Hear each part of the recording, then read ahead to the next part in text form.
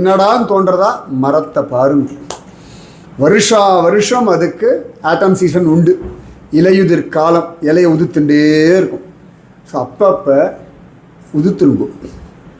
Once in a while எதெல்லாம் நீங்கள் பிடிச்சி வச்சு உங்களை டிஸ்டர்ப் பண்ணுறதோ ஷெட், அவ்வளோதான். அப்படி விட ஆரம்பிங்கோ. அப்படி விட்டுறணும். தூக்கத்தில் நன்னா தூக்கம் வந்துச்சுன்னா கையிலேருந்து ரிமோட்டு மொபைலில் நழுவும் இல்லை, அந்த மாதிரி லைஃப்பில் சில இடங்களை சில விஷயங்களை லெட் இட் கோ. பிடிச்சி வச்சுக்காதீங்க, லெட் இட் கோ. எல்லாத்தையும் பிடிச்சி வச்சுட்டு அன்றைக்கி மாதிரி இல்லையா, அன்றைக்கி மாதிரி இன்றைக்கி கிடையாது. அந்த ரியாலிட்டி முதல்ல ஏற்றுக்கணும்.